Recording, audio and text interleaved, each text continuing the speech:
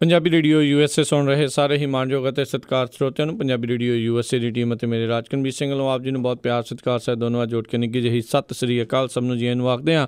ਸੋ ਤੇ ਪ੍ਰੋਗਰਾਮ ਖਬਰ ਤੇ ਨਜ਼ਰ ਦੇ ਵਿੱਚ ਆਪ ਸਭ ਦਾ ਨਿੱਘਾ ਸਵਾਗਤ ਹੈ। ਅੱਜ 8 ਜੂਨ ਦਿਨ ਵੀਰਵਾਰ ਤੇ ਆਪਣੇ ਨਾਲ ਜੁੜ ਚੁੱਕੇ ਨੇ ਇਸ ਟਾਈਮ ਪ੍ਰੋਗਰਾਮ ਖਬਰ ਤੇ ਨਜ਼ਰ ਦੇ ਵਿੱਚ ਮਿੰਟੂ ਗੁਰੂਸਰੀਆ ਜੀ ਮਲੋਟ ਸਟੂਡੀਓਜ਼ ਤੋਂ। ਮਿੰਟੂ ਜੀ ਨਿੱਘੀ ਜੀ ਆਇਆਂ ਨੂੰ ਪਿਆਰ ਭਰੀ ਸਤਿ ਸ੍ਰੀ ਅਕਾਲ ਜੀ। ਸ਼ੁਕਰੀਆ ਜੀ ਰਾਜਕਨਵੀਰ ਸਿੰਘ ਜੀ, ਸਾਰਿਆਂ ਨੂੰ ਸਤਿ ਸ੍ਰੀ ਅਕਾਲ। ਸਾਡੇ ਅੱਜ ਦੇ ਪ੍ਰੋਗਰਾਮ ਖਬਰ ਤੇ ਨਜ਼ਰ ਉਸ ਨੂੰ ਸਪਾਂਸਰ ਕਰਦੇ ਨੇ ਖਾਲਸਾ ਇੰਸ਼ੋਰੈਂਸ ਏਜੰਸੀ ਵਾਲੇ, ਜਿਨ੍ਹਾਂ ਦੇ ਕੋਲੋਂ ਤੁਸੀਂ ਹਰ ਇੱਕ ਤਰੀਕੇ ਦੀ ਇੰਸ਼ੋਰੈਂਸ ਕਰਵਾ ਸਕਦੇ ਹੋ। ਇੰਸ਼ੋਰੈਂਸ ਬਾਰੇ ਪਤਾ ਕਰਨ ਲਈ ਕਾਲ ਕਰੋ ਨੰਬਰ 408 272 2500। ਇਸ ਦੇ ਨਾਲ ਕ੍ਰਿਸ਼ਨ ਧਨੋਤਾ ਜੀ ਯੂਬਾ ਸਿਟੀ ਤੋਂ, ਗੁਰਵਿੰਦਰ ਸਿੰਘ ਅਵਤਾਰ ਸਿੰਘ ਚਾਂਦੀ ਆਰਨੋ ਐਕਸਪ੍ਰੈਸ ਵਾਲੇ ਕੋਚੈਲਾ ਤੋਂ, ਅਮਰਜੀਤ ਸਿੰਘ ਦੋਸਾਂਝ ਯੂਬਾ ਸਿਟੀ ਤੋਂ, ਤਾਰਾ ਸਿੰਘ ਜੀ ਫਰੈਜ਼ਨੋ ਤੋਂ, ਸੁੱਚਾ ਸਿੰਘ ਜੀ ਫਰੈਜ਼ਨੋ ਤੋਂ, ਜੱਸੀ ਗਿੱਲ ਪਲੰਬਿੰਗ ਵਾਲੇ ਬੇਕਰਸਫੀਲਡ ਤੋਂ, ਪ੍ਰੀਤਮ ਸਿੰਘ ਤਲਵਿੰਦਰ ਸਿੰਘ ਗਿੱਲ ਬੇਕਰਸਫੀਲਡ ਤੋਂ ਅਤੇ ਲਾਲੀ ਸਿੱਧੂ ਜੀ ਬੇਕਰਸਫੀਲਡ ਤੋਂ। ਇਹਨਾਂ ਸਾਰਿਆਂ ਦਾ ਬਹੁਤ ਬਹੁਤ ਧੰਨਵਾਦ। ਜੇਕਰ ਤੁਸੀਂ ਜਾਂ ਕੋਈ ਹੋਰ ਕਾਰੋਬਾਰ ਇਸ ਪ੍ਰੋਗਰਾਮ ਨੂੰ ਸਪਾਂਸਰ ਕਰਨਾ ਚਾਹੁੰਦੇ ਹੋ, ਸੰਪਰਕ ਕਰ ਸਕਦੇ ਹੋ ਨੰਬਰ 408 722 7698 ਦੇ ਉੱਤੇ, 408 722 7698 ਦੇ ਉੱਤੇ। ਮਿੰਟੂ ਜੀ, ਗੱਲਬਾਤ ਦਾ ਸਿਲਸਿਲਾ ਸ਼ੁਰੂ ਕਰਦੇ ਹਾਂ। ਅੱਗ ਦੇ ਵਿੱਚ ਝੁਲਸੇ ਮੱਧ ਪ੍ਰਦੇਸ਼ ਦੇ ਵਿੱਚ ਰਾਜਨੀਤਿਕ ਜੱਦੋ-ਜਹਿਦ ਤੇ ਹਿੰਸਾ ਲਗਾਤਾਰ ਜਾਰੀ। ਦੇਖੋ ਰਾਜਕਰਨਵੀਰ ਸਿੰਘ ਜੀ, ਮੰਦਸੌਰ ਦੇ ਵਿੱਚ ਤੇ ਅੱਜ ਸਥਿਤੀ ਥੋੜੀ ਅੱਗੇ ਨਾਲੋਂ ਸੁਧਰੀ ਆ। ਜਿਹੜਾ ਇਸ ਸਾਰੇ ਸੰਘਰਸ਼ ਦਾ ਕੇਂਦਰ ਰਿਹਾ, ਮੰਦਸੌਰ ਦੇ ਵਿੱਚ ਕੁਝ ਹਾਲਾਤ ਪਹਿਲਾਂ ਨਾਲੋਂ ਠੀਕ ਹੋਏ ਨੇ, ਪਰ ਨਾਲ ਦਾ ਇੱਕ ਜਿਹੜਾ ਜ਼ਿਲ੍ਹਾ ਆ ਸ਼ਾਹਜਹਾਂਪੁਰ, ਉੱਥੇ ਅੱਜ ਸਥਿਤੀ ਵਿਗੜ ਗਈ। ਕਾਫੀ ਉੱਥੇ ਹਿੰਸਾ ਹੋਈ, ਗੱਡੀਆਂ ਉੱਥੇ ਵਾਹਵਾ ਸਾੜੀਆਂ ਫੂਕੀਆਂ ਗਈਆਂ।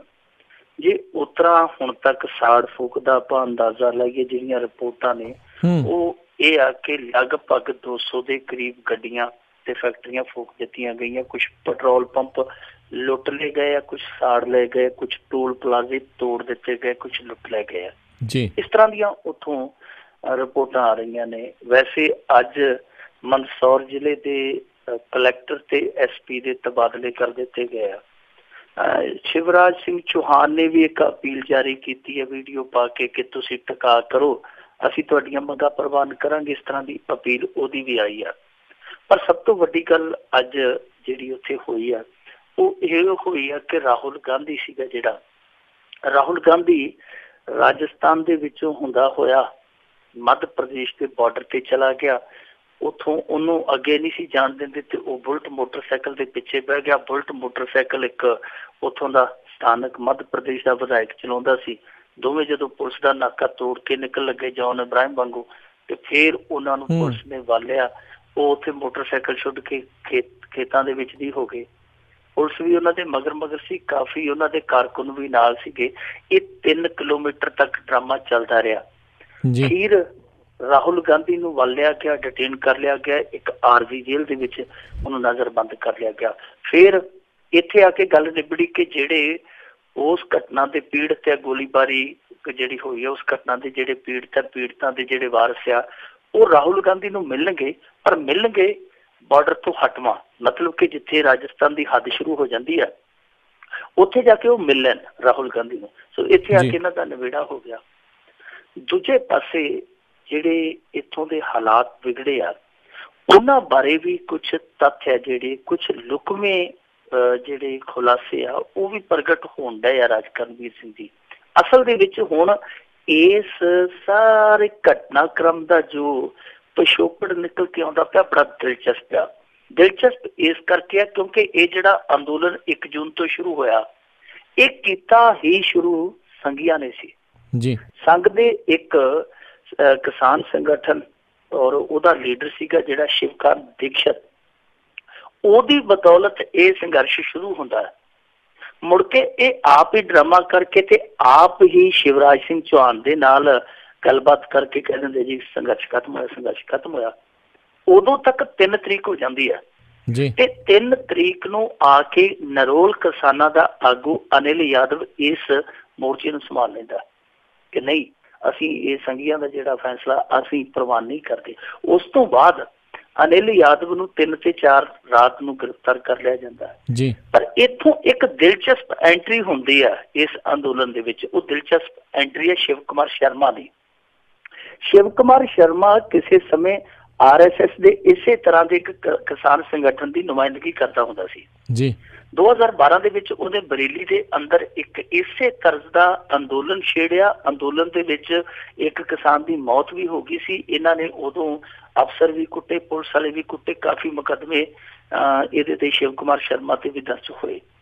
ਉਸ ਸਮੇਂ ਭਾਰਤੀ ਜਨਤਾ ਪਾਰਟੀ ਨੇ ਇਹਨੂੰ ਬਰਖਾਸਤ ਕਰ ਦਿੱਤਾ ਸੀ, ਇਹ ਕਹਿ ਕੇ ਕਿ ਬਲੈਕਮੇਲਰ ਬੰਦਾ, ਇਹ ਪਾਰਟੀ ਨੂੰ ਬਦਨਾਮ ਕਰਦਾ, ਇਹਨੂੰ ਕਰ ਦਿੱਤਾ ਗਿਆ ਸੀ। ਪਰ ਜਦੋਂ ਅਨਿਲ ਯਾਦਵ ਨੂੰ ਫੜਿਆ ਗਿਆ, ਠੀਕ ਇਹ ਬੰਦਾ ਫਰੇਮ ਚ ਆਉਂਦਾ, ਉਸ ਤੋਂ ਬਾਅਦ ਸਾਰੇ ਇਸ ਸੰਘਰਸ਼ ਦੀ ਲੀਡ ਉਹ ਕਰਦਾ।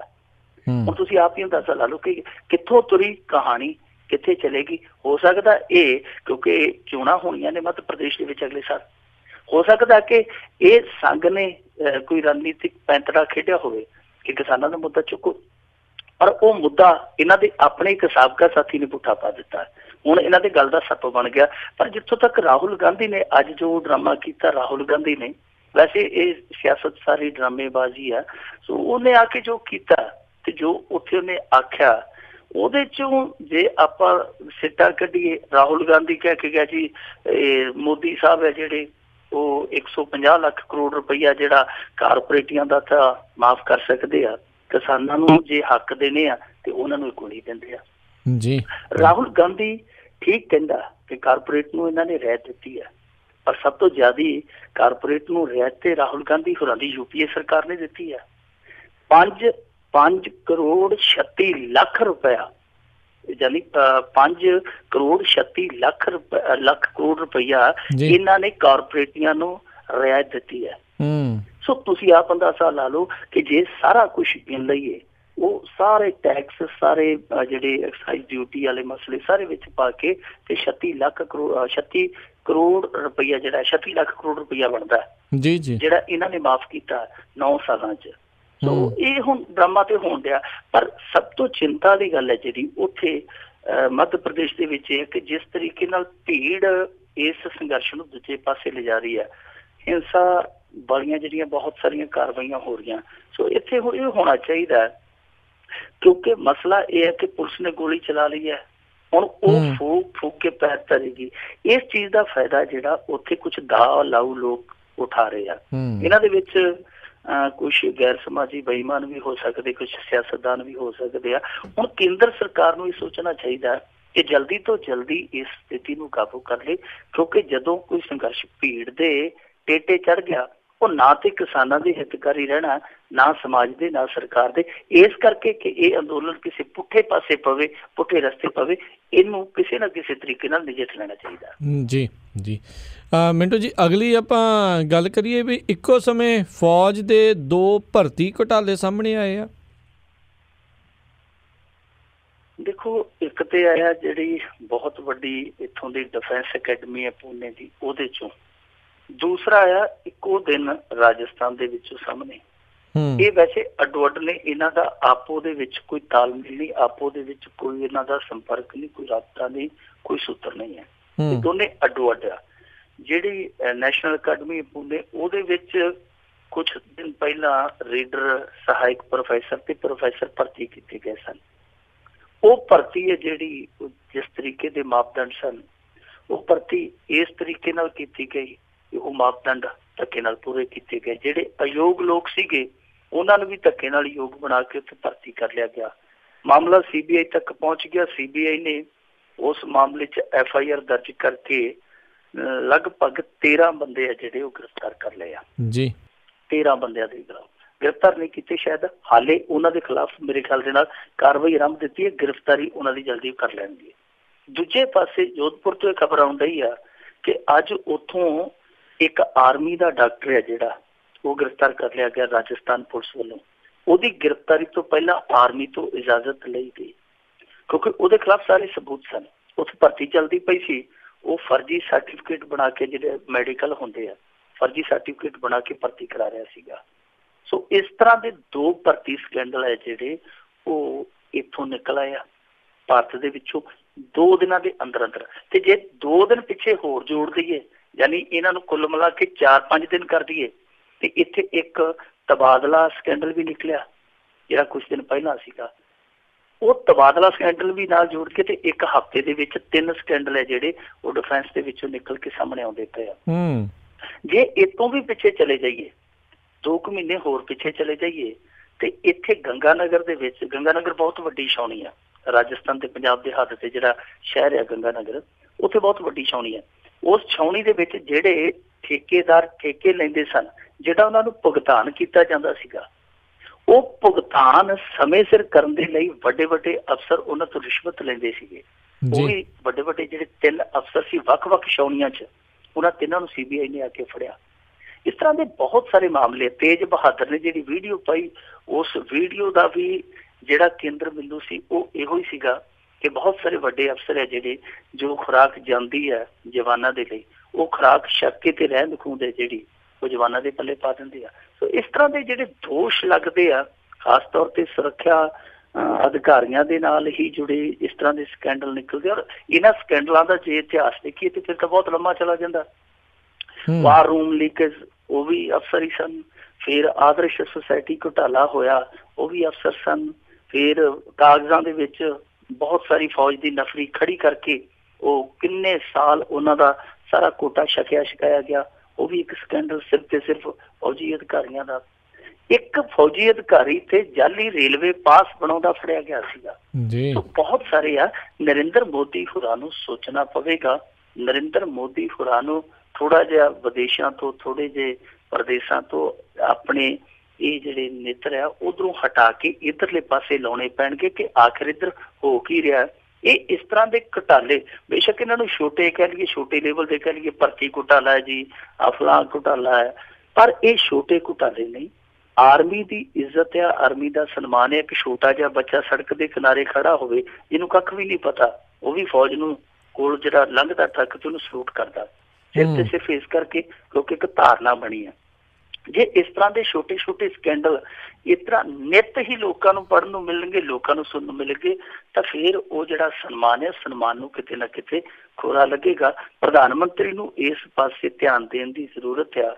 ਪਰ ਪ੍ਰਧਾਨ ਮੰਤਰੀ ਆ, ਪ੍ਰਧਾਨ ਮੰਤਰੀ ਇਹੋ ਜਿਹਾ, ਉਹ ਜਿਵੇਂ ਮੁਨੱਵਰ ਰਾਣਾ ਨੇ ਆਖਿਆ ਸੀ ਕਿ ਇਸ ਤਰ੍ਹਾਂ ਉਹ ਆਪਣੇ ਗੁਨਾਹ ਧੋ ਦੇਤਾ ਹੈ, ਦੇਸ਼ ਜਬ ਬਹੁਤ ਗੁੱਸੇ में हो तो थोड़ा सा रो देता है। ਜੀ ਜੀ। ਅਗਲੀ ਗੱਲ ਕਰੀਏ, ਕਿਹਾ ਜਾਂਦਾ ਵੀ ਜਿਸ ਰਫਤਾਰ ਦੇ ਨਾਲ ਮੋਦੀ ਸਰਕਾਰ ਚੱਲ ਰਹੀ ਆ ਤੇ ਆਪਣੇ ਸਾਰੇ ਟੀਚੇ ਦੇ ਉੱਤੇ ਪਹੁੰਚਣ ਦੇ ਲਈ 1550 ਸਾਲ ਲੱਗਣਗੇ। 1550 ਸਾਲ, ਤੇ ਤੁਸੀਂ ਆਪ ਅੰਦਾਜ਼ਾ ਲਾ ਲਓ ਕਿ ਉਸ ਸਮੇਂ ਤੱਕ ਇਹ ਕਿੰਨਾ ਕੁਛ ਬਦਲ ਚੁੱਕਾ ਹੋਏਗਾ। ਭਾਰਤ ਦੀ ਆਬਾਦੀ ਕਿੰਨੀ ਹੋ ਚੁੱਕੀ ਹੋਏਗੀ। ਮੈਨੂੰ ਲੱਗਦਾ ਕਿ ਟੀਚਾ ਉਦੋਂ ਵੀ ਸਰ ਨਹੀਂ ਹੋਣਾ। ਹੋ ਸਕਦਾ ਜੀ ਇਸ ਰਫਤਾਰ ਦੇ ਨਾਲ ਹੀ ਟੀਚੇ ਦੇ ਹਿਸਾਬ ਨਾਲ ਆਬਾਦੀ ਵਧੀ ਗਈ ਤੇ ਟੀਚਾ ਤੇ ਬਹੁਤ ਪਿੱਛੇ ਰਹਿ ਜਾਣਾ, ਫਿਰ ਆਬਾਦੀ ਬਹੁਤ ਅੱਗੇ ਨਿਕਲ ਜਾਏਗੀ। ਖੈਰ, ਇਹ ਜਿਹੜਾ ਕਾਂਗਰਸ ਨੇ ਅੱਜ ਤੰਜ ਕੱਸਿਆ ਨਰਿੰਦਰ ਮੋਦੀ ਸਰਕਾਰ ਤੇ, ਅਸਲ ਦੇ ਵਿੱਚ ਕੀ ਆ ਕਿ ਮੋਦੀ ਸਰਕਾਰ ਆਪਣੇ 3 ਸਾਲ ਪੂਰੇ ਹੋਣ ਦੇ ਮੌਕੇ ਤੇ ਇੱਕ ਮੋਦੀ ਫੈਸਟ ਮਨਾ ਰਹੀ ਹੈ, ਜਿੱਦਾਂ ਕਿ ਇੱਕ ਪਖਵਾੜਾ ਮਨਾਉਂਦੇ, 15ਵਾੜਾ ਮਨਾਉਂਦੇ ਆ। 15 ਦਿਨਾਂ ਦੇ ਇਹਨਾਂ ਨੇ ਸਮਾਗਮ ਰੱਖੇ ਹੋਏ ਆ। ਇਹ ਲਗਾਤਾਰ ਚੱਲਦੇ ਪਏ ਆ। ਤੁਹਾਨੂੰ ਹੈਰਾਨਗੀ ਹੋਏਗੀ, ਪੂਰੇ ਦੇਸ਼ ਦੇ ਜਿਹੜੇ ਚੋਟੀ ਦੇ 400 ਅਖਬਾਰ ਆ, ਹਰੇਕ ਅਖਬਾਰ ਦੇ ਫਰੰਟ ਪੇਜ ਤੇ ਮੋਦੀ ਸਰਕਾਰ ਦਾ ਇਸ਼ਤਿਹਾਰ ਆ। ਕਿਸੇ ਦਾ ਲੱਖ ਦਾ ਪੇਜ ਆ, ਕਿਸੇ ਦਾ 2 ਲੱਖ ਦਾ ਪੇਜ ਆ, ਕਿਸੇ ਦਾ 2.5 ਲੱਖ ਦਾ ਪੇਜ ਆ। ਪੂਰੇ ਸਫੇ ਦੇ ਇਸ਼ਤਿਹਾਰ ਆ। ਚਾਹੇ ਪੰਜਾਬ ਹੈ, ਰਾਜਸਥਾਨ ਹੈ, ਗੁਜਰਾਤ ਹੈ, ਮਹਾਰਾਸ਼ਟਰ ਹੈ, ਕਰਨਾਟਕ ਹੈ, 400 ਚੋਟੀ ਦੇ ਅਖਬਾਰਾਂ ਦੇ ਵਿੱਚ ਇਹਨਾਂ ਦੇ ਇਸ਼ਤਿਹਾਰ ਆ ਰਹੇ ਆ। ਪ੍ਰਾਪਤੀਆਂ ਦੱਸੀਆਂ ਜਾ ਰਹੀਆਂ, ਜਨ ਧਨ ਯੋਜਨਾ, ਸਵੱਛ ਭਾਰਤ ਯੋਜਨਾ, ਆਹ ਕਰ ਦਿੱਤਾ, ਉਹ ਕਰ ਦਿੱਤਾ। ਖੈਰ, ਇਹਨਾਂ ਚੀਜ਼ਾਂ ਨੂੰ ਲੈ ਕੇ ਅੱਜ ਕਾਂਗਰਸ ਦੇ ਸਾਬਕਾ ਕੇਂਦਰੀ ਮੰਤਰੀ CP ਜੋਸ਼ੀ ਨੇ ਅੱਜ ਇਹਨਾਂ ਨੂੰ ਘੇਰਿਆ ਅੰਕੜਿਆਂ ਦੀ ਬਿਨਾਂ ਤੇ। ਉਹਨੇ ਆਖਿਆ ਕਿ ਦੇਖੋ, ਜਿਹੜਾ ਇਹਨਾਂ ਨੇ ਟੀਚਾ ਮਿੱਥਿਆ ਸੀ ਇਹਨਾਂ ਨੇ ਕਿ ਹਰੇਕ ਸਾਲ ਅਸੀਂ 2 ਕਰੋੜ ਰੁਜ਼ਗਾਰ ਦੇਵਾਂਗੇ, 2 ਜਾਂ 4 ਕਰੋੜ, ਔਰ ਅਸੀਂ 2028 ਤੱਕ 34 ਕਰੋੜ 35 ਲੱਖ ਲੋਕਾਂ ਨੂੰ ਰੁਜ਼ਗਾਰ ਦੇਵਾਂਗੇ। ਤੇ ਉਹ ਕਹਿੰਦਾ ਕਿ ਜੇ ਇਸ ਰਫਤਾਰ ਨਾਲ ਚੱਲੇ ਨਰਿੰਦਰ ਮੋਦੀ ਸਾਹਿਬ, ਜਿਵੇਂ ਇਹਨਾਂ ਨੇ 2 ਸਾਲ ਮਿਲਾ ਲਈਏ, ਜਿਵੇਂ ਇਹਨਾਂ ਨੇ ਦੱਸਿਆ ਕਿ ਪਿਛਲੇ 2 ਸਾਲਾਂ ਦੇ ਵਿੱਚ ਸਾਰਾ ਇਹਨਾਂ ਦੇ ਕੋਲੋਂ 3,86,000 ਰੁਜ਼ਗਾਰ ਹੈ ਜਿਹੜਾ ਕ੍ਰੀਏਟ ਕੀਤਾ ਗਿਆ। ਜੇ ਇਸ ਹਿਸਾਬ ਨਾਲ ਕਹਿੰਦਾ ਕਿ ਮੋਦੀ ਸਾਹਿਬ ਚੱਲਦੇ ਗਏ ਤੇ ਆਹ ਜਿਹੜਾ ਟੀਚਾ ਇਹਨਾਂ ਨੇ ਰੱਖਿਆ ਕਿ 2028 ਤੱਕ ਅਸੀਂ 34 ਕਰੋੜ 35 ਲੱਖ ਲੋਕਾਂ ਨੂੰ ਰੁਜ਼ਗਾਰ ਦੇਵਾਂਗੇ, ਤੇ ਫਿਰ ਤੇ ਵਾਰੀ ਹੈ ਜਿਹੜੀ ਉਹ ਇੰਨੇ ਸਾਲਾਂ ਨੂੰ ਆਏਗੀ। ਤੁਸੀਂ ਆਪ ਅੰਦਾਜ਼ਾ ਲਾ ਲਓ, ਕਹਿੰਦਾ ਕਿ ਇੰਨਾ ਰੁਜ਼ਗਾਰ ਪੈਦਾ ਕਰਨ ਲਈ ਫਿਰ ਤੇ ਇੰਨੇ ਸਾਲ ਲੱਗ ਜਾਣਗੇ ਹੋਰ ਜੀ। ਇਹ ਕਹਿੰਦਾ ਕਿ ਇਹ ਟੀਚੇ ਆ ਜਿਹੜੇ ਉਹ ਬਹੁਤ ਗਾਂਹ ਨਿਕਲ ਜਾਣਗੇ ਜਦੋਂ ਤੱਕ ਤੁਸੀਂ ਇਸ ਰਫਤਾਰ ਦੇ ਨਾਲ ਇਹਨਾਂ ਟੀਚਿਆਂ ਦੇ ਬਰਾਬਰ ਪਹੁੰਚਣ ਦੀ ਕੋਸ਼ਿਸ਼ ਕਰੋਗੇ। ਇਹ ਠੀਕ ਹੈ ਉਹਨਾਂ ਦੀ ਗੱਲ, ਉਹ ਆਪਣੇ ਹਿਸਾਬ ਦੇ ਨਾਲ ਅੰਕੜੇ ਪੇਸ਼ ਕਰਦੇ ਪਏ ਆ। ਔਰ ਉਹਨਾਂ ਨੇ ਕੁਛ ਹੋਰ ਵੀ ਅੰਕੜੇ ਦੱਸੇ ਆ, ਜਿੱਦਾਂ ਉਹਨਾਂ ਨੇ ਕਿਹਾ ਕਿ ਹਰੇਕ ਸਾਲ ਦੇ ਵਿੱਚ 4 ਕਰੋੜ 70 ਲੱਖ ਸਕੂਲੀ ਬੱਚੇ ਪੜ੍ਹਾਈ ਛੱਡ ਜਾਂਦੇ ਭਾਰਤ 'ਚ। 4 ਕਰੋੜ 70 ਲੱਖ ਸਕੂਲੀ ਬੱਚਾ ਜਿਹੜਾ ਪੜ੍ਹਾਈ ਛੱਡ ਜਾਂਦਾ। ਹੁਣ ਇਹ ਤੇ ਬਿਲਕੁਲ ਜਿਹੜਾ ਦੇਖੋ ਨਰਿੰਦਰ ਮੋਦੀ ਦੇ ਸਿਰ ਸਭ ਕੁਛ ਮੜ ਦੇਣਾ ਬੇਇਨਸਾਫੀ ਆ। ਜੇ 4 ਕਰੋੜ 70 ਲੱਖ ਬੱਚਾ ਹਰੇਕ ਸਾਲ ਸਕੂਲ ਛੱਡਦਾ, ਇਹ 2-3 ਸਾਲਾਂ 'ਚ ਤੇ ਨਹੀਂ ਛੱਡਣ ਲੱਗਾ। ਤੇ ਪਿਛਲਾ 10 ਸਾਲ ਜਿਹੜਾ ਰਾਜ ਭੋਗਿਆ, ਕੁਛ ਹਿੱਸੇਦਾਰੀ ਤੇ ਤੁਹਾਡੀ ਵੀ ਹੈ ਨਾ। ਜੇ ਰੁਜ਼ਗਾਰ ਦੀ ਗੱਲ ਕਰ ਲਈਏ, ਬਹੁਤੀ ਦੂਰ ਨਹੀਂ ਜਾਂਦੇ ਆਪਾਂ ਰਾਜ ਕਰਨਵੀਰ ਸਿੰਘ ਜੀ, ਕਿਉਂਕਿ 2008-9 ਦੇ ਵਿੱਚ ਹੀ ਜਿਹੜਾ ਇੱਥੋਂ ਦਾ ਹੈਗਾ ਨਾ ਜਿਹੜਾ ਜਿਹਨੂੰ ਮਜ਼ਦੂਰ ਕਹਿ ਦਿੰਦੇ, ਮਜ਼ਦੂਰ ਇਹਨਾਂ ਦਾ ਬੋਰਡ ਹੈ ਜਿਹੜਾ ਲੇਬਰ ਬੋਰਡ ਜਿਹਨੂੰ ਕਹਿ ਦਿੰਦੇ ਆ, ਲੇਬਰ ਬੋਰਡ ਨੇ 2008-9 ਦੇ ਵਿੱਚ ਹੀ ਇੱਕ ਅੰਕੜਾ ਸ਼ੁਰੂ ਕੀਤਾ ਸੀ। ਉਹ ਹਰੇਕ ਸਾਲ ਬੇਰੁਜ਼ਗਾਰੀ ਨਾਲ ਜੁੜਿਆ ਜਾਂ ਰੁਜ਼ਗਾਰ ਨਾਲ ਜੁੜਿਆ ਅੰਕੜਾ ਕੱਢਦੇ ਆ। ਉਹਨਾਂ ਅੰਕੜਿਆਂ ਤੋਂ ਮੁਤਾਬਕ, ਕਿਉਂਕਿ 2008-9 ਤੋਂ ਪਿਛਲਾ ਹੈ ਨਹੀਂ ਰਿਕਾਰਡ ਦੇ ਵਿੱਚ, ਜੇ ਆਪਾਂ 2008-9 ਤੋਂ ਲੱਗੀਏ 9-10 ਦਾ ਮਿਲਾ ਲਈਏ, ਉਹਨਾਂ 2 ਸਾਲਾਂ 'ਚ ਇਹਨਾਂ ਨੇ UPA ਸਰਕਾਰ ਨੇ 8 ਲੱਖ ਰੁਜ਼ਗਾਰ ਪੈਦਾ ਕੀਤਾ ਸੀ 2 ਸਾਲਾਂ 'ਚ। 2 ਸਾਲਾਂ ਦੇ ਵਿੱਚ ਤੁਸੀਂ ਆਪ ਅੰਦਾਜ਼ਾ ਲਾ ਲਓ। ਤੇ ਜਿਹੜੇ ਅਖੀਰਲੇ ਸਾਲ ਸੀਗੇ 2012-13, ਉਹਨਾਂ ਦੇ ਵਿੱਚ ਇਹਨਾਂ ਨੇ ਪੈਦਾ ਕੀਤਾ ਸੀ 7,41,000। ਹੁਣ ਤੁਸੀਂ ਨਰਿੰਦਰ ਮੋਦੀ ਨੂੰ ਤਾਂ ਕਹਿੰਦੇ, ਬੇਸ਼ੱਕ ਨਰਿੰਦਰ ਮੋਦੀ ਤੁਹਾਡੇ ਇਸ ਨਗੂਣੇ ਜਿਹੇ ਅੰਕੜੇ ਤੋਂ ਵੀ ਬਹੁਤ ਪਿੱਛੇ ਫਿਰਦਾ, ਪਰ ਤੁਸੀਂ ਜਿੰਨਾ ਚਿਰ ਰਾਜ ਭੋਗਿਆ, ਅੱਜ ਤੋਂ ਦਾ ਤੁਸੀਂ ਆਹ ਲੇਬਰ ਬੋਰਡ ਨੇ ਜਦੋਂ ਦਾ ਇਹ ਅੰਕੜਾ ਸ਼ੁਰੂ ਕੀਤਾ, ਉਸ ਅੰਕੜੇ ਦੇ ਮੁਤਾਬਕ ਤੁਸੀਂ ਵੀ ਤੇ ਕੋਈ ਬਹੁਤਾ ਵੱਡਾ ਤੀਰ ਨਹੀਂ ਮਾਰਿਆ। ਤੁਹਾਡੇ ਅੰਕੜੇ ਵੀ ਇਹੋ ਕਹਿੰਦੇ ਆ ਕਿ ਤੁਸੀਂ ਵੀ ਇੱਥੇ ਤੁਰੇ ਫਿਰਦੇ ਸੀ, ਜਦ ਕਿ ਤੁਸੀਂ ਦੂਸਰੇ ਮੈਨੀਫੈਸਟੋ ਦੇ ਵਿੱਚ, ਔਰ ਜਿਹੜਾ ਬਾਅਦ ਦੇ ਵਿੱਚ ਇਹਨਾਂ ਨੇ ਇਲੈਕਸ਼ਨ ਹਾਰਿਆ, ਉਸ ਮੈਨੀਫੈਸਟੋ ਦੇ ਵਿੱਚ ਇਹੋ ਵਾਅਦਾ ਕੀਤਾ ਸੀਗਾ 1 ਕਰੋੜ ਨੂੰ ਅਸੀਂ ਹਰੇਕ ਸਾਲ ਰੁਜ਼ਗਾਰ ਦਿਆ ਕਰਾਂਗੇ। ਤੇ ਤੁਹਾਡੇ ਜਿਹੜੇ ਆਪਣੇ ਮੈਨੀਫੈਸਟੋ ਦੇ ਵਾਅਦੇ ਆ, ਉਹਨਾਂ ਮੁਤਾਬਕ ਹੀ ਤੁਸੀਂ ਦੇਖ ਲਓ ਕਿ ਤੁਹਾਡਾ ਅੰਕੜਾ ਕਿੱਥੇ ਤੁਰਿਆ ਫਿਰਦਾ। ਸੋ ਇਹ ਕਾਂਗਰਸ ਹੋਵੇ ਚਾਹੇ ਭਾਰਤੀ ਜਨਤਾ ਪਾਰਟੀ ਹੋਵੇ, ਇਹ ਸਾਰੇ ਹੀ ਇੱਕੋ ਥਾਲੀ ਦੇ ਵਿੱਚ ਰਿੜਨ ਵਾਲੇ ਬੈਂਗਣ ਆ, ਕਦੇ ਇੱਧਰ ਕਦੇ ਉੱਧਰ। ਕਿਉਂਕਿ ਜਦੋਂ ਸੱਤਾ 'ਚ ਹੁੰਦੇ ਆ ਉਦੋਂ ਰੰਗ ਹੋਰ ਹੁੰਦਾ, ਜਦੋਂ ਵਿਰੋਧੀ ਧਿਰ 'ਚ ਆ ਜਾਂਦੇ ਰੰਗ ਹੋਰ ਹੁੰਦਾ। ਉਦੋਂ ਅੰਕੜੇ ਬਦਲ ਜਾਂਦੇ, ਉਦੋਂ ਸਭ ਕੁਛ ਬਦਲ ਜਾਂਦਾ। ਜਿਵੇਂ ਅੱਜ ਉਹ ਕਹੀ ਜਾਂਦਾ ਰਾਹੁਲ ਗਾਂਧੀ ਕਿ ਜੀ ਇਹਨਾਂ ਨੇ 1.5 ਲੱਖ ਕਰੋੜ ਰੁਪਈਆ ਜਿਹੜਾ ਕਾਰਪੋਰੇਟ ਦਾ ਮਾਫ ਕਰ ਦਿੱਤਾ। ਤੇ ਭਾਈ ਸਾਹਿਬ, ਜਦੋਂ ਤੁਸੀਂ ਇੰਨਾ ਜ਼ਿਆਦਾ ਰਕਮ, ਇੰਨੀ ਜ਼ਿਆਦਾ 5 ਲੱਖ ਕਰੋੜ ਰੁਪਈਆ ਜਿਹੜਾ ਤੁਸੀਂ ਮਾਫ ਕੀਤਾ, ਉਹਨਾਂ ਦਾ 9 ਸਾਲਾਂ ਦੇ ਵਿੱਚ 36 ਲੱਖ ਕਰੋੜ ਰੁਪਈਆ ਕੁੱਲ ਬਣਦਾ 9 ਸਾਲਾਂ ਦੇ ਵਿੱਚ, ਤੁਸੀਂ ਉਹ ਸਾਰਾ ਇੰਨਾ ਕੀਤਾ, ਉਹਦੇ ਬਾਰੇ ਤੇ ਦੱਸਦੇ ਨਹੀਂ। ਇੱਥੋਂ ਤੱਕ ਦੇਖੋ ਰਾਜ ਕਰਨਵੀਰ ਸਿੰਘ ਜੀ ਕਿੰਨਾ ਬੇਵਕੂਫ ਬਣਾਉਂਦੇ। ਜਦੋਂ ਰਾਹੁਲ ਗਾਂਧੀ ਇਸ ਤਰ੍ਹਾਂ ਦੇ ਅੰਕੜੇ ਕੱਢ ਕੇ ਲਿਆਉਂਦਾ ਕਿ ਉਹ ਭੁੱਲ ਜਾਂਦਾ 2012 ਦੇ ਵਿੱਚ ਜਦੋਂ ਵਿਜੇ ਮਾਲੀਆ ਬਿਲਕੁਲ ਨੰਗ ਹੋਇਆ ਪਿਆ ਸੀ, 1400 ਕਰੋੜ ਰੁਪਈਆ ਉਹਦੇ ਸਿਰ ਤੇ ਬਕਾਇਆ ਸੀ, ਜਲੂਸ ਉਹਦਾ ਨਿਕਲਿਆ ਪਿਆ ਸੀ, ਫਿਰ ਵੀ ਤੁਹਾਡੇ ਬੈਂਕਾਂ ਨੇ ਉਹਦੇ ਤੇ ਰਹਿਮਦਿਲੀ ਵਿਖਾ ਕੇ 1200 ਕਰੋੜ ਰੁਪਈਆ ਨੂੰ ਹੋਰ ਦਿੱਤਾ। ਉਹ ਕਿਹਦੇ ਕਹਿਣ ਤੇ ਦਿੱਤਾ ਸੀ?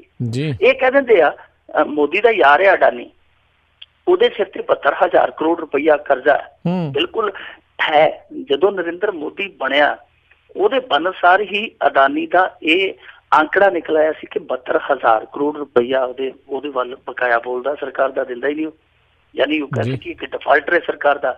ਪਰ ਇਹ ਦੇਖਣ ਵਾਲੀ ਗੱਲ ਹੈ ਕਿ ਨਰਿੰਦਰ ਮੋਦੀ ਨੂੰ ਤੇ ਉਦੋਂ ਬਣੇ ਨੂੰ 2-3 ਮਹੀਨੇ ਹੋਏ ਸੀ, 2-3 ਮਹੀਨਿਆਂ 'ਚ ਉਹਨੇ ਚੱਕ ਕੇ 72,000 ਕਰੋੜ ਰੁਪਈਆ ਫੜਾ ਨਹੀਂ ਦਿੱਤਾ। ਇਹਦਾ ਮਤਲਬ ਕਿਆ? ਨਰਿੰਦਰ ਮੋਦੀ ਦੇ ਬੇਲੀ ਤੇ ਮਿਹਰਬਾਨੀਆਂ ਤੁਹਾਡੀਆਂ ਵੀ ਰਹੀਆਂ। ਸੋ ਕੁੱਲ ਮਿਲਾ ਕੇ ਕਹਿ ਸਕਦੇ ਹਾਂ ਕਿ ਇੱਥੇ ਸਿਰਫ ਰੁਜ਼ਗਾਰ ਦੇ ਨਾਂ ਤੇ ਵੀ, ਬੇਰੁਜ਼ਗਾਰੀ ਦੇ ਨਾਂ ਤੇ ਵੀ ਸਿਆਸਤ ਹੋ ਰਹੀ ਆ। ਬੇਰੁਜ਼ਗਾਰ ਜਿਹੜਾ ਬੰਦਾ ਉਹ ਧੱਕੇ ਖਾ ਰਿਹਾ, ਇਸ ਗੱਲ ਤੇ ਫਸੇ ਪਏ ਆ ਕਿ ਫਲਾਣੇ ਨੇ ਕਿੰਨੇ ਦਿੱਤੇ, ਫਲਾਣੇ ਨੇ ਕਿੰਨੇ ਅੰਕੜੇ ਪੇਸ਼ ਕੀਤੇ, ਸਾਡੇ ਵਾਰੀ ਕੀ ਸੀ, ਉਹਦੇ ਬਾਰੇ ਕੀ ਆ। ਇਸ ਚੀਜ਼ ਦੇ ਵਿੱਚ ਉਲਝਾਈ ਜਾਂਦੇ, ਇਹ ਨਹੀਂ ਦੱਸਦੇ ਕਿ ਭਾਈ ਸਾਡੇ ਵਾਰੀ ਆਹ ਕੁਛ ਹੋਇਆ, ਇੰਨੇ ਬੰਦਿਆਂ ਨੂੰ ਰੁਜ਼ਗਾਰ ਮਿਲਿਆ, ਇੰਨੇ ਬੰਦਿਆਂ ਨੇ ਆਪਣਾ ਰੁਜ਼ਗਾਰ ਖੋਲਿਆ, ਆਪਣਾ ਇਹਨਾਂ ਨੇ ਧੰਦਾ ਚਲਾਇਆ। ਯਾਨੀ ਦੂਸਰੇ ਨੂੰ ਨਿੰਦਣਾ, ਆਪਣੇ ਆਪ ਨੂੰ ਸੁਣਾਉਣਾ ਇਸ ਸਿਆਸਤ ਦੀ ਫਿਤਰਤ ਆ, ਇਸ ਸਿਆਸਤ ਦੀ ਰੀਤ ਆ। ਪਰ ਸਭ ਤੋਂ ਵੱਡੀ ਗੱਲ ਇਹ ਆ ਕਿ ਇਸ ਸਮੇਂ ਇਹਨਾਂ ਚੀਜ਼ਾਂ ਦੇ ਵਿੱਚ ਦਿਲਚਸਪੀ ਨਾ ਆਵਾਮ ਦੀ ਆ, ਨਾ ਰਾਜਨੀਤਿਕ ਦਲਾਂ ਦੀ ਹੈ। ਇਸ ਸਮੇਂ ਸਭ ਤੋਂ ਵੱਡੀ ਦਿਲਚਸਪੀ ਇਸ ਗੱਲ ਦੇ ਵਿੱਚ ਹੀ ਹੈ ਕਿ ਕੀ ਅਸੀਂ ਬੀਫ ਖਾਣਾ ਜਾਂ ਨਹੀਂ ਖਾਣਾ। ਜੀ ਜੀ, ਅਗਲੀ ਮਿੰਟੂ ਜੀ ਗੱਲ ਕਰੀਏ ਤੇਲੰਗਾਨਾ ਦੇ ਵਿੱਚ ਬੰਦੇ ਦੇ ਸੁਪਨੇ 'ਚ ਸ਼ਿਵਲਿੰਗ ਦਿਖਿਆ ਤੇ ਉਸ ਖੋਜ ਨੂੰ ਕਰਦੇ ਕਰਦੇ ਕਹਿੰਦੇ ਹਾਈਵੇ ਪਟਾਤਾ ਆ। ਸ਼ੁਕਰ ਕਰੋ ਉਹਨੂੰ ਕਿਤੇ ਸੁਪਨੇ 'ਚ ਇਹ ਨਹੀਂ ਦਿਸ ਪਿਆ ਕਿ ਸੰਸਦ ਦੇ ਥੱਲੇ ਵੀ ਸ਼ਿਵਲਿੰਗ ਆ। ਮੈਂ ਨਾ ਚੰਗਾ ਰਹਿਣਾ ਸੀ। ਇਹ ਇੱਕ ਬਹੁਤ ਵੱਡਾ ਸੰਕਟ ਖੜਾ ਹੋ ਜਾਣਾ ਸੀ ਕਿਉਂਕਿ ਸ਼ਿਵਲਿੰਗ ਇੱਕ ਪਾਸੇ ਸੰਸਦ, ਇਹ ਕਈਆਂ ਲਈ ਧਰਮ ਸੰਕਟ ਸੀਗਾ। ਖੈਰ ਉਹਦੇ ਸੁਪਨੇ ਦੀ ਚਲੋ ਇੰਨੀ ਕੁ ਆਪਾਂ ਕਹਿ ਸਕਦੇ ਹਾਂ ਕਿ ਸੁਪਨੇ ਦੀ ਮਿਹਰਬਾਨੀ ਹੈ ਕਿ ਉਹ ਸੁਪਨਾ ਹਾਈਵੇ ਤੇ ਹੀ ਰਹਿ ਗਿਆ, ਗਾਹ ਨਹੀਂ ਤੁਰਿਆ ਹਾਈਵੇ ਤੋਂ। ਇਹ ਜਿਹੜੀ ਘਟਨਾ ਤੇਲੰਗਾਨਾ ਦੀ, ਇਹ ਅਸਲ ਦੇ ਵਿੱਚ ਉਦਣ ਹੀ ਵਾਪਰੀ ਹੈ ਜਿੱਦਣ ਭਾਰਤ ਦੇ ਵਿੱਚ ਸਭ ਤੋਂ ਭਾਰਾ ਰਾਕਟ ਹੁਣ ਤੱਕ ਦਾ ਪੁਲਾੜ ਦੇ ਵਿੱਚ ਭੇਜ ਕੇ ਮੁਲਕ ਭੰਗੜੇ ਪਾ ਰਿਹਾ ਸੀ, ਲੁੱਡੀਆਂ ਪਾ ਰਿਹਾ ਸੀ। ਠੀਕ ਉਸੇ ਸਮੇਂ ਜਦੋਂ ਦੇਸ਼ ਖੁਸ਼ੀਆਂ ਮਨਾ ਰਿਹਾ ਸੀ ਕਿ ਸਾਡੇ ਇਸਰੋ ਦੇ ਸਾਇੰਸਦਾਨਾਂ ਨੇ ਇੱਕ ਹੋਰ ਝੰਡਾ ਪੁਲਾੜ ਦੇ ਵਿੱਚ ਗੱਡਤਾ, ਉਸੇ ਵੇਲੇ ਤੇਲੰਗਾਨਾ ਦੇ ਵਿੱਚ JCB ਦੇ ਨਾਲ ਇੱਕ ਹਾਈਵੇ ਤੇ ਖੱਡਾ ਖੋਦਿਆ ਜਾ ਰਿਹਾ ਸੀ। ਖੱਡਾ ਕਾਹਦਾ, ਖੂਹ ਹੀ ਪੁੱਟ ਰਹੇ ਸੀਗੇ। ਅਸਲ ਦੇ ਵਿੱਚ ਕੀ ਹੋਇਆ ਕਿ ਉੱਥੇ ਇੱਕ ਬੰਦੇ ਨੂੰ ਖੇਡ ਖੂਡ ਆਉਂਦੀ ਸੀ। ਵੈਸੇ ਅਸੀਂ ਤੇ ਬਚਪਨ 'ਚ ਇਹ ਸੋਚਦੇ ਸਾਂ ਕਿ ਖੇਡ ਸਿਰਫ ਗੁੱਲੀ ਡੰਡੇ ਵਾਲੀ ਹੁੰਦੀ ਹੈ ਜਾਂ ਕ੍ਰਿਕਟ ਵਾਲੀ, ਹਾਕੀ ਵਾਲੀ ਹੁੰਦੀ ਹੈ। ਹੁਣ ਪਤਾ ਲੱਗਾ ਕਿ ਧੌਣ ਨੂੰ ਹਿਲਾਉਣ ਵਾਲੇ, ਵਾਲਾਂ ਨੂੰ ਘੁਮਾਉਣ ਵਾਲੇ, ਇਹ ਵੀ ਖੇਡਦੇ ਹੀ ਆ, ਇਹਨਾਂ ਨੂੰ ਵੀ ਖੇਡ ਕਿਹਾ ਜਾਂਦਾ। ਸੋ ਉਹਦੇ 'ਚ ਖੇਡ ਖੂਡ ਆਉਂਦੀ ਸੀ। ਉਹਨੇ ਦਾਅਵਾ ਕੀਤਾ ਕਿ ਇੱਥੇ ਮੈਨੂੰ ਰਾਤੀ ਸੁਪਨੇ 'ਚ ਸ਼ਿਵਲਿੰਗ ਪ੍ਰਗਟ ਹੋਇਆ। ਉਹਦੀ ਕਿਸੇ ਨੇ ਗੱਲ ਮੰਨੀ ਨਹੀਂ, ਕੋਈ ਗੌਰ ਨਹੀਂ ਕੀਤਾ, ਕੋਈ ਯਕੀਨ ਨਹੀਂ ਕੀਤਾ। ਉਹਨੇ ਹਰੇਕ ਸੋਮਵਾਰ ਆ ਕੇ ਉਸ ਜਗ੍ਹਾ ਤੇ ਚਿਰਾਗ ਬਾਲਣਾ ਸ਼ੁਰੂ ਕਰ ਦਿੱਤਾ। ਤੁਹਾਨੂੰ ਪਤਾ ਫਿਰ ਲੋਕਾਂ ਦੀਆਂ ਜਿਹੜੀਆਂ ਧਾਰਮਿਕ ਭਾਵਨਾਵਾਂ ਉਹ ਖਿੱਚੀਆਂ ਜਾਂਦੀਆਂ ਜਦੋਂ ਇਹੋ ਜਿਹਾ ਕੰਮ ਹੁੰਦਾ। ਔਰ ਉਹਦੀ ਨਿਸ਼ਠਾ ਵੇਖ ਕੇ, ਉਹਦੀ ਸ਼ਰਧਾ ਵੇਖ ਕੇ ਲੋਕ ਹੋਰ ਵੀ ਝੁਕੇ ਤੇ ਆਖਰ ਨੂੰ ਜਿਹੜੀ ਉੱਥੋਂ ਦੀ ਲਾਗਲੀ ਪੰਚਾਇਤ ਸੀ ਉਹ ਵੀ ਕਹਿੰਦੇ ਯਾਰ ਤੇਰੀ ਇੰਨੀ ਸ਼ਰਧਾ ਹੈ, ਲੱਗਦਾ ਹੈ ਕਿ ਕੁਛ ਨਾ ਕੁਛ ਕਰਾਮਾਤ ਹੈਗੀ ਹੈ, ਤੇ ਕਿਉਂ ਨਾ ਆਪਾਂ ਹਾਈਵੇ ਪੁੱਟ ਲਈਏ। ਉਹਨਾਂ ਕਿਹਾ ਕਿ ਅਸੀਂ ਸਹਿਯੋਗ ਕਰਾਂਗੇ, ਤੂੰ ਦੱਸ, ਤੂੰ ਉੱਤੇ ਖੜੀ, JCB ਸਾਡੀ, ਮਿਹਨਤ ਸਾਡੀ, ਸ਼ਿਵਲਿੰਗ ਤੇਰਾ। ਉਹ ਕਹਿੰਦਾ ਠੀਕ ਹੈ, ਲੈ ਆਓ। JCB ਦੇ ਨਾਲ ਜਦੋਂ ਉਹਨੇ ਦੱਸਿਆ ਸੀਗਾ ਕਿ 10 ਫੁੱਟ ਜਦੋਂ ਤੁਸੀਂ ਟੋਆ ਪੁੱਟੋਗੇ ਸ਼ਿਵਲਿੰਗ ਤੁਹਾਨੂੰ ਮਿਲ ਜਾਣਾ, 10 ਫੁੱਟ ਟੋਆ ਪੁੱਟਿਆ ਗਿਆ। ਕਹਿੰਦੇ ਜੀ ਨਹੀਂ ਹੈਗਾ। ਕਹਿੰਦਾ ਫਿਰ ਥੋੜਾ ਜਿਹਾ ਹਿੰਮਤ ਮਾਰ ਕੇ 5 ਫੁੱਟ ਹੋਰ ਪੁੱਟ ਦਿਓ। 5 ਫੁੱਟ ਹੋਰ ਪੁੱਟਿਆ ਗਿਆ। ਕਹਿੰਦਾ ਜੀ ਐਂ ਕਰੋ ਫਿਰ ਹੁਣ 3-4 ਫੁੱਟ ਹੋਰ ਪੁੱਟ ਦਿਓ।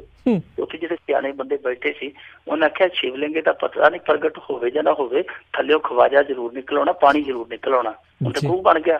ਫਿਰ ਉੱਥੇ ਪੁਲਿਸ ਆਈ। ਪੁਲਿਸ ਨੇ ਉਹ ਪਖੰਡ ਕਰਨ ਵਾਲੇ ਬੰਦੇ ਨੂੰ, ਮੇਰੇ ਖਿਆਲ ਦੇ ਨਾਲ ਤਾਂ ਮਾਨਸਿਕ ਬਿਮਾਰੀ ਹੋ ਸਕਦਾ ਇਹੋ ਜਿਹਾ, ਉਹਨੂੰ ਚੁੱਕ ਕੇ ਲੈ ਗਏ ਆ।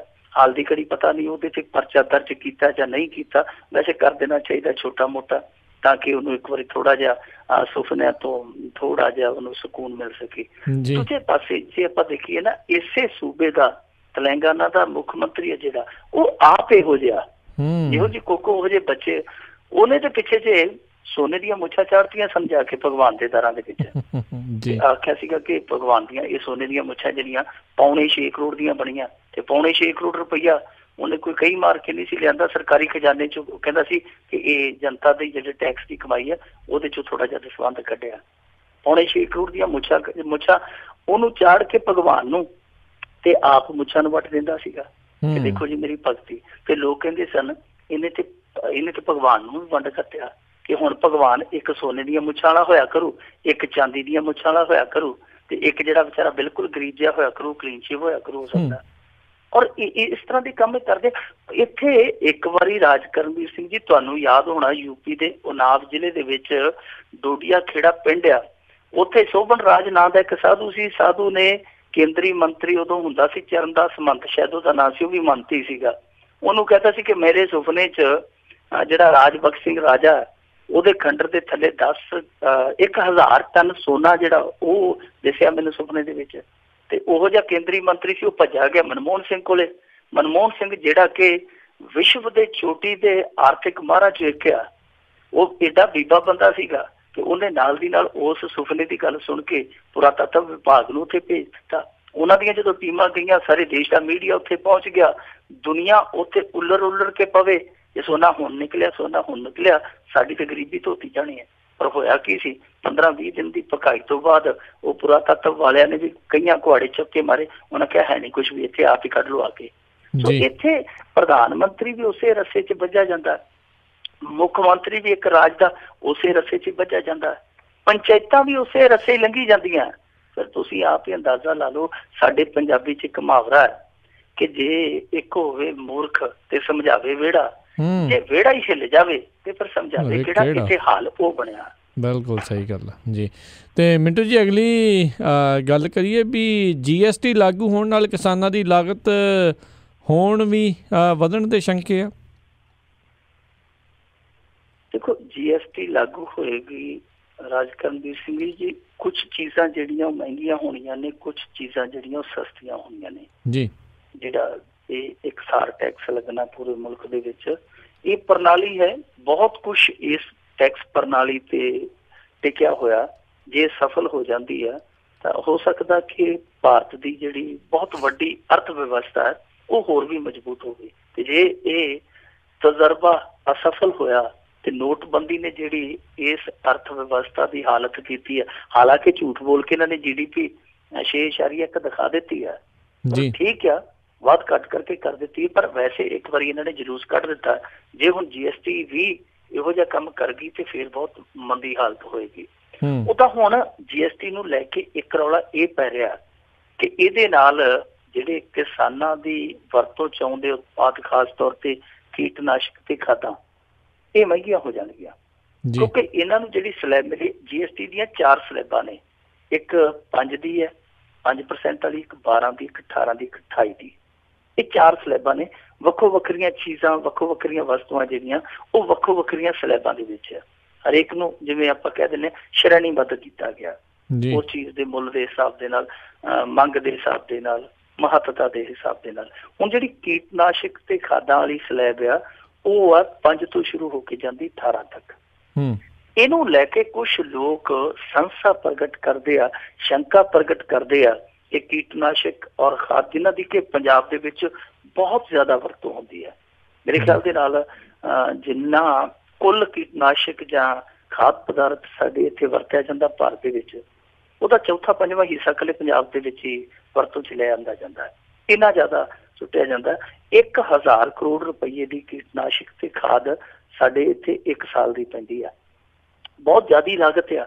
ਸੋ ਹੁਣ ਕੁਝ ਲੋਕ, ਕੁਝ ਮਾਹਰ ਆ ਜਿਹੜੇ ਉਹ GST ਨੂੰ ਲੈ ਕੇ ਇਸ ਗੱਲੋਂ ਫਿਕਰਮੰਦ ਆ ਕਿ ਕੀਟਨਾਸ਼ਕ ਤੇ ਖਾਦ ਜਿਹਦੀ ਪੰਜਾਬ ਦੇ ਵਿੱਚ ਭਰਪੂਰ ਵਰਤੋਂ ਹੁੰਦੀ ਆ ਉਹਦੇ ਨਾਲ ਇਹਨਾਂ ਦੀ ਲਾਗਤ ਵਧੇਗੀ, ਮੁਨਾਫਾ ਇਹਨਾਂ ਨੇ ਦੇਣਾ ਨਹੀਂ, ਕਿਉਂਕਿ ਸਰਕਾਰਾਂ ਦੀ ਨੀਤੀ ਇਹੋ ਜਿਹੀ ਆ ਕਿਸਾਨ ਦੀ ਜਿਹੜੀ ਅੱਗੇ ਹੀ ਆਰਥਿਕਤਾ ਮਰੀ ਹੋਈ ਆ, ਬੋਝਲ ਹੋਈ ਆ, ਉਹਦੇ ਤੇ ਬੋਝ ਹੋਰ ਪੈ ਜਾਏਗਾ।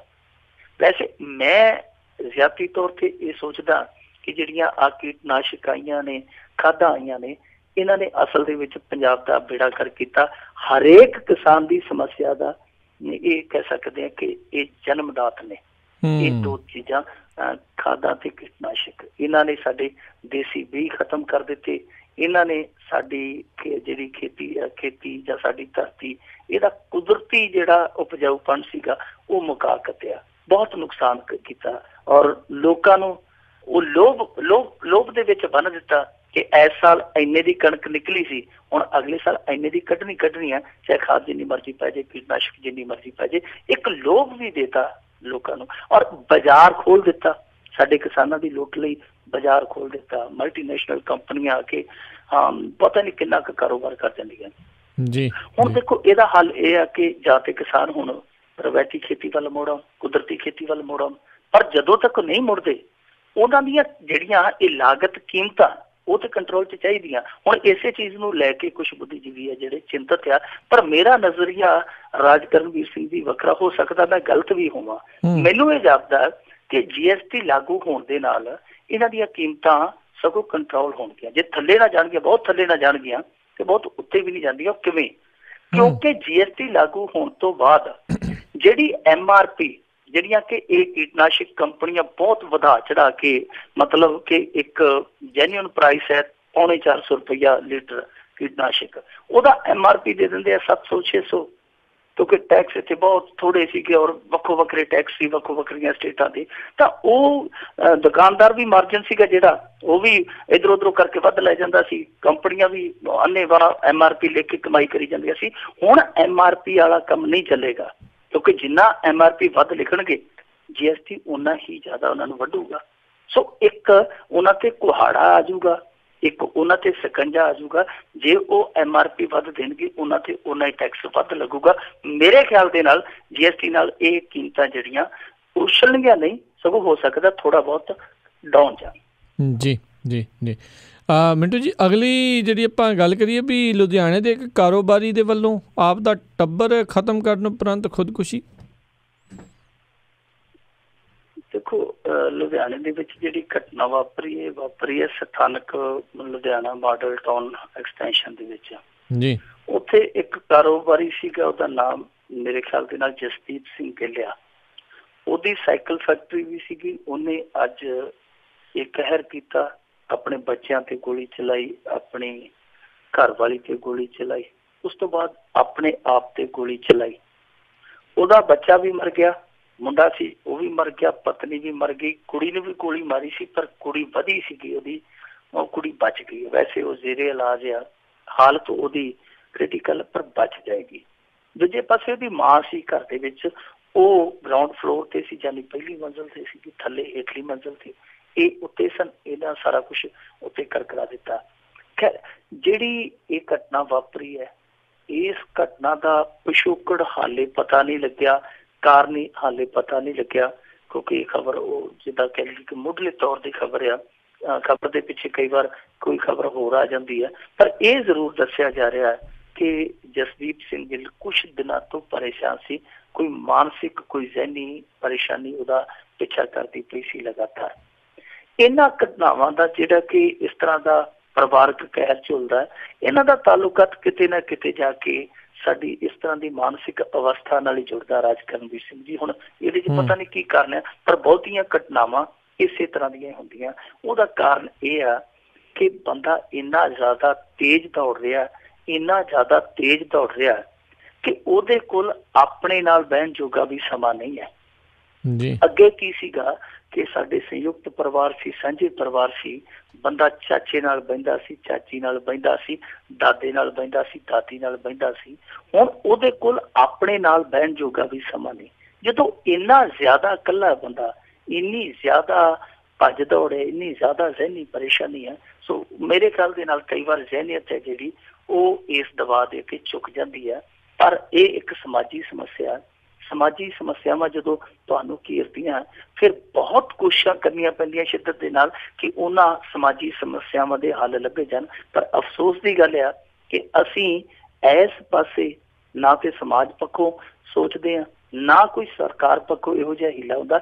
ਹਾਲ ਦੀ ਘੜੀ ਬਹੁਤ ਸਾਰੀਆਂ ਘਟਨਾਵਾਂ ਸਿਰਫ ਤੇ ਸਿਰਫ ਇਸੇ ਕਰਕੇ ਵਾਪਰ ਜਾਂਦੀਆਂ ਕਿਉਂਕਿ ਅੰਦਰੇ ਅੰਦਰ ਕਿਸੇ ਨੂੰ ਆਰਥਿਕ ਚੋਰਾ, ਕਿਸੇ ਨੂੰ ਪਰਿਵਾਰਕ ਚੋਰਾ, ਕਿਸੇ ਨੂੰ ਆਪਣਾ ਮਾਨਸਿਕ ਪੀੜਾ ਦਾ ਝੋਰਾ, ਪਤਾ ਨਹੀਂ ਕਿੰਨੇ ਕੁ ਝੋਰੇ ਲਈ ਫਿਰਦੇ। ਤੇ ਉਹ ਝੋਰੇ ਜਦੋਂ ਇਸ ਤਰ੍ਹਾਂ ਦਾ ਜਨੂਨ ਬਣਦੇ ਆ ਫਿਰ ਇਸ ਤਰ੍ਹਾਂ ਦੀਆਂ ਘਟਨਾਵਾਂ ਜਿਹੜੀਆਂ ਸਾਡੇ ਸਾਹਮਣੇ ਆਉਂਦੀਆਂ। ਜੀ ਜੀ ਜੀ ਮਿੰਟੂ ਜੀ, ਬਹੁਤ ਬਹੁਤ ਤੁਹਾਡਾ ਅਸੀਂ ਧੰਨਵਾਦ ਕਰਦੇ ਹਾਂ, ਤੁਸੀਂ ਸਾਡੇ ਨਾਲ ਜੁੜੇ, ਇਹਨਾਂ ਖਬਰਾਂ ਬਾਰੇ ਸਾਨੂੰ ਵਿਸਤਾਰ ਜਾਣਕਾਰੀਆਂ ਦਿੱਤੀਆਂ। ਅਗਲੀ ਵਾਰ ਤੱਕ ਲਈ ਤੁਹਾਡਾ ਬਹੁਤ ਬਹੁਤ ਧੰਨਵਾਦ, ਬੜੀ ਮਿਹਰਬਾਨੀ। ਸਤਿ ਸ਼੍ਰੀ ਅਕਾਲ। ਸ਼ੁਕਰੀਆ। ਅਤੇ ਸਰੋਤਿਓ, ਇੱਥੇ ਹੀ ਸਾਡਾ ਅੱਜ ਦਾ ਇਹ ਪ੍ਰੋਗਰਾਮ ਖਬਰ 'ਤੇ ਨਜ਼ਰ ਉਹ ਵੀ ਹੁਣ ਸਮਾਪਤ ਹੈ। ਹੁਣ ਮੈਨੂੰ ਰਾਜਕਰਨਵੀਰ ਸਿੰਘ ਨੂੰ ਵੀ ਇਜਾਜ਼ਤ ਦਿਓ। ਮੇਰੇ ਵੱਲੋਂ ਵੀ ਤੁਹਾਨੂੰ ਸਾਰਿਆਂ ਨੂੰ ਬਹੁਤ ਪਿਆਰ ਸਤਿਕਾਰ ਸਾਹਿਬ ਦੋਨੋਂ ਜੋੜ ਕੇ ਨਿੱਘੀ ਜਿਹੀ ਸਤਿ ਸ਼੍ਰੀ ਅਕਾਲ। ਜਿਉਂਦੇ ਵਾਸਤੇ ਰਹੋ, ਹੱਸਦੇ ਖੇਲਦੇ ਰਹੋ ਅਤੇ ਸੁਣਦੇ ਰਹੋ ਜੀ ਪੰਜਾਬੀ ਰੇਡੀਓ USA।